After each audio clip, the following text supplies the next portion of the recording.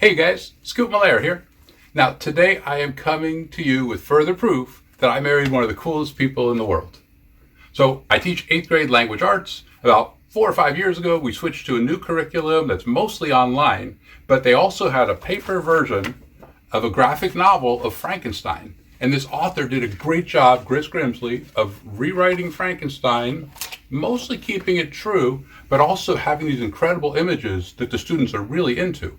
So it's also available in the online curriculum, but only about half of the content is there.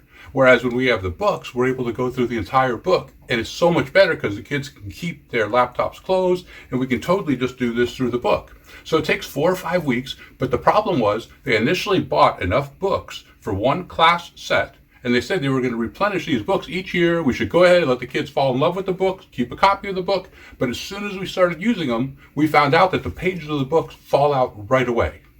So since then, I've been treating these books like gold, and only opening one box a year, passing out one class set, and we would do whatever we had to do to keep the pages together as best we could so that we could read the book. And through this, I know that the kids get so much more into it by having the book.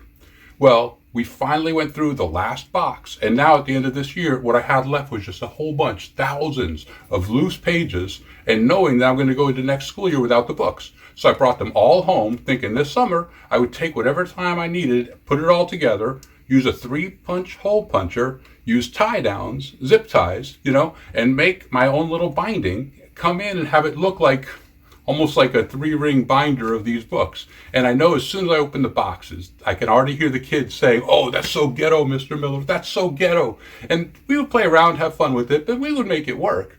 But my wife saw all these pages and her eyes lit up.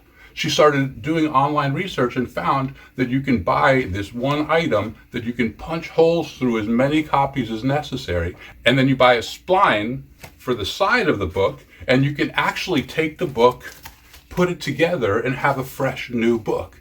And my wife spent probably 25 or 30 hours over the last week doing this. So she got all the books put together. I had to go back and make another trip to school because she's telling me, "No, there has to be more covers. I'm telling you, you must have left some there at school."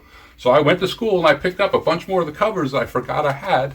And now she has been working diligently, and it looks like we're going to have 60 copies of the Frankenstein book.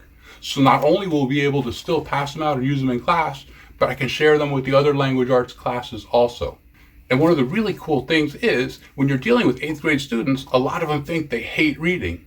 But a lot of those same kids, by the time we were done reading this book, taking an exam on this book, writing an essay about this book, looking at all the pictures as we read our way through this book, they actually had kind of a different mindset on what they thought about the concept of reading. And who knows, maybe that changed a few things for their learning going forward. So I just wanted to take a quick minute and thank my wife to everybody in the world, particularly the people in the 322. Anybody that's worked on Frankenstein with us before, I think has enjoyed this unit. And you guys know just how much better this is going to make this unit for my upcoming students. Thanks again, Helen. I really appreciate you doing this for our class. If you guys are interested in more stories like this, other goings on in general, make sure you subscribe, like, and share for even more Scoop Malaire.